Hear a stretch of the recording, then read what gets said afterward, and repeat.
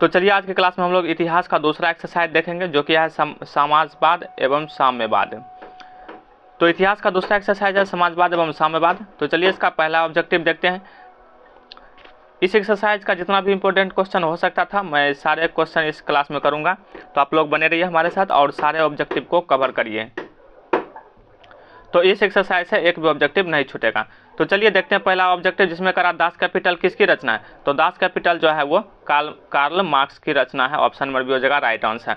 तो Das Kapital किसकी रचना है, तो दास कैपिटल कार्ल मार्क्स की रचना है। ऑप्शन नंबर बी हो जाएगा राइट आंसर। चलिए अब अगला सवाल देखते हैं। अगला सवाल करा कि चेका क्या था, तो चेका एक जो था वो गुप्त पुलिस संगठन था। ऑप्शन नंबर ए हो जाएगा राइट आंसर।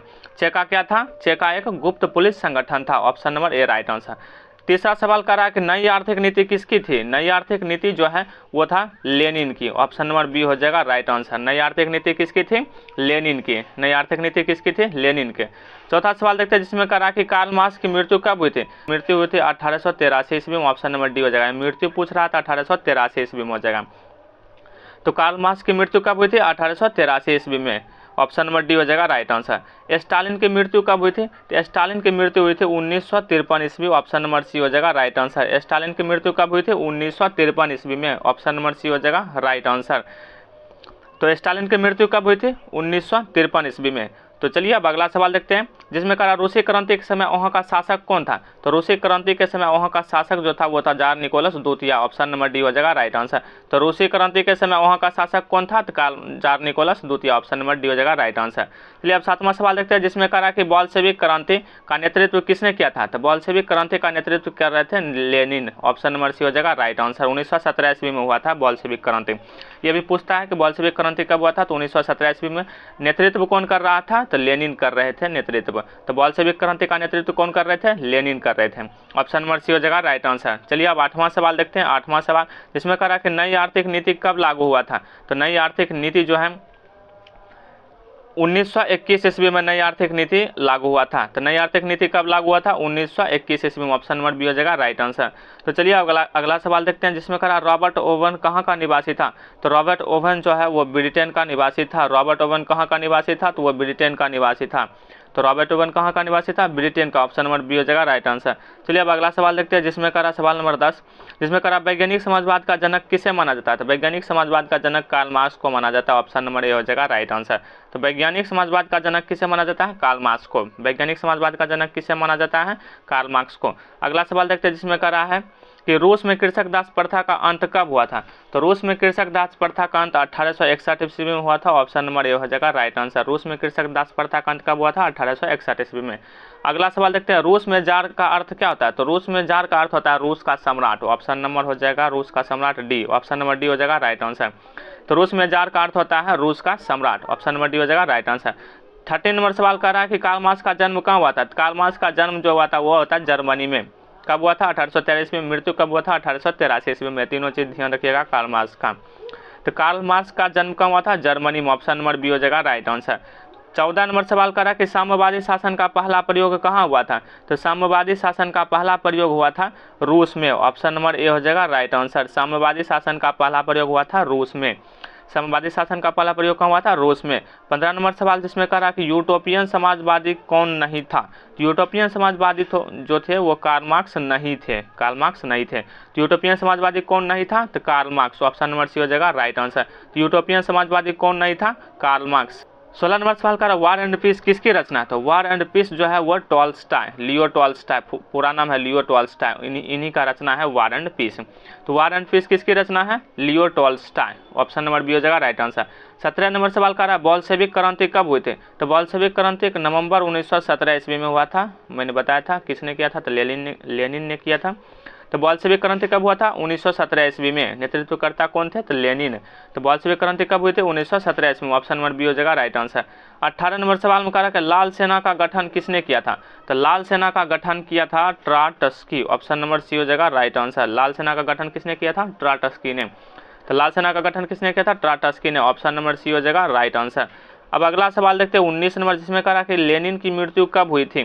तो लेनिन की मृत्यु हुई थी 1924 ईस्वी में। लेनिन की मृत्यु हुई थी 1924 ईस्वी में। ऑप्शन नंबर डी हो जाएगा राइट आंसर।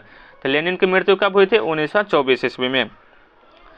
अब देखते हैं 20 नंबर सवाल, जिसमें करा कि ब्रेस्ट लिटोवस्क की संधि किन देशों के बीच हुआ था। ब्रेस्ट लिटोवस्क की संधि किन देशों के बीच हुआ था। तो ये हुआ था रूस और जर्मनी के बीच। रूस और जर्मनी, ऑप्शन नंबर डी हो जाएगा राइट आंसर, रूस और जर्मनी के बीच है। तो ब्रेस्ट लिटोवस्क की संधि किन किन देशों के बीच हुआ था, तो रूस और जर्मनी के बीच हुआ था। ब्रेस्ट लिटोवस्क की संधि किन किन देशों के बीच हुआ था, तो रूस एवं जर्मनी के बीच हुआ था। ऑप्शन नंबर डी हो गया उसका राइट आंसर। चलिए अब अगला सवाल देखते हैं 21 नंबर, जिसमें करा समाज का वैसा वर्ग जिसमें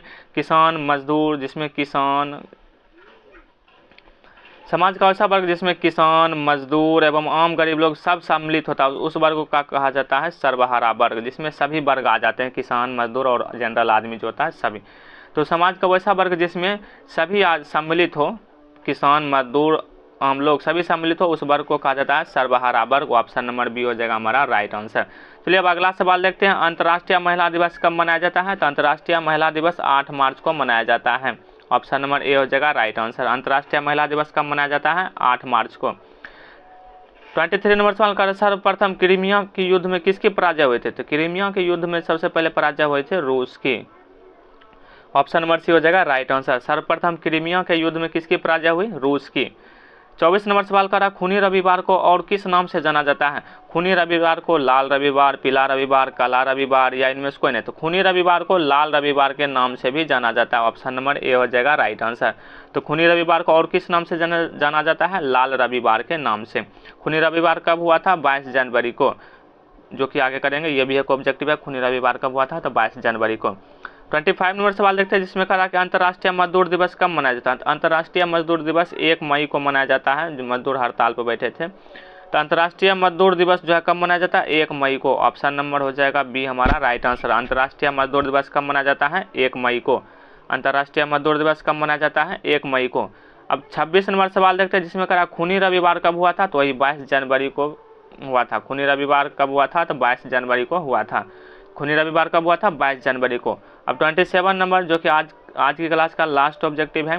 ये 27 ऑब्जेक्टिव जो है इस समाजवादी एवं साम्यवाद का भी ऑब्जेक्टिव है, दूसरा एक्सरसाइज का। इस एक्सरसाइज से ये सारे ऑब्जेक्टिव कर लीजिए, तो इससे बाहर आपको नहीं आएगा, मैक्सिमम केस में नहीं ही आएगा। तो आप लोग ये 27 ऑब्जेक्टिव कवर कर लीजिए सही ढंग से। तो अब लास्ट सवाल देखते हैं आज की क्लास का, जिसमें कह रहा है कि कार्ल मार्क्स का जन्म कब हुआ था। तो मैंने शुरू में ही बता दिया था, 1818 ईस्वी में हुआ था कार्ल मार्क्स का जन्म। सॉरी 1813 बोल दिए थे वो, तो सॉरी मैंने पीछे कार्ल मार्क्स का जन्म 1813 बोल दिया था। 1813 नहीं, 1818 ईस्वी ही होगा। तो कार्ल मार्क्स का जन्म हुआ था 1818 ईस्वी में। ऑप्शन नंबर डी हो जाएगा राइट आंसर। और मृत्यु हुआ था 1883 ईस्वी में। मृत्यु के बाद किया जाएगा 1883, जन्म के बाद किया जाएगा 1818 ईस्वी में। कार्ल मार्क्स का जन्म कब हुआ था, 1818 ईस्वी में। तो चलिए आज की क्लास में इतना रहने देते हैं। आप लोग इस सारे ऑब्जेक्टिव को कवर कर लीजिएगा। अब अगले दिन अगले एक्सरसाइज का ऑब्जेक्टिव लेकर आऊँगा, तो आप लोग बने रहिए हमारे साथ। तो अब मिलते हैं नेक्स्ट वीडियो में, तब तक के लिए धन्यवाद। मस्त रहिए और मैथमेटिकल सवाल सॉल्व करते रहिए और ऑब्जेक्टिव याद करिए और डेली क्लास करते रहिए।